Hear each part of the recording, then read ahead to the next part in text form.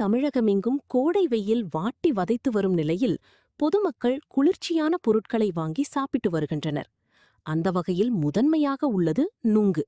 எந்த ரசாயன உரங்களும் இன்றி இயற்கையாகவே விளையும் இந்த நுங்கிற்கு கோடை காலங்களில் அதிக மவுசு உள்ளது. எனவே தமிழகமெங்கும் சாலை ஓரங்களில் விற்பனை செய்யப்பட்டு வருகிறது.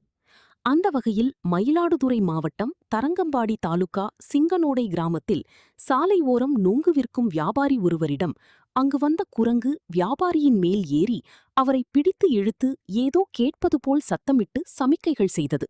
உடனே அந்த வியாபாரி தன்னிடம் இருந்த வாழைப்பழத்தை கொடுத்த நிலையில் அதனை வாங்க மறுத்து நுங்கு கேட்டு அடம் பிடித்தது. கோடை வெப்பம் தாங்காமல் குரங்கு நுங்கு கேட்கிறது என்பதை அறிந்த வியாபாரி உடனே நுங்கினை எடுத்துக் கொடுத்தார். அதை வாங்கிக் கொண்டு மரத்தில் ஏறி மகிழ்ச்சியுடன் சாப்பிட்ட குரங்கு சாப்பிட்டு முடித்துவிட்டு மீண்டும் வியாபாரியிடம் வந்து நுங்கு கேட்டு அடம் பிடித்தது. சற்றும் சலிக்காமல் காலையிலிருந்து நுங்கு விற்பனை ஆகாமல் இருந்தபோதும் மகிழ்ச்சியோடு குரங்கிற்கு நுங்கு கொடுத்து நுங்கு வியாபாரி மகிழ்ச்சியடைந்தார். அருகில் இருந்தவர்கள் குரங்கின் இந்த செயலைக் கண்டு வியப்பில் ஆழ்ந்தனர். மனிதர்களைப் போன்று குரங்குகளும் கோடை வெப்பத்திலிருந்து தங்களை பாதுகாத்துக் கொள்ள நுங்கு கேட்டு அடம் பிடித்த இந்த நிகழ்வு காண்போரை வியப்படையச் செய்தது.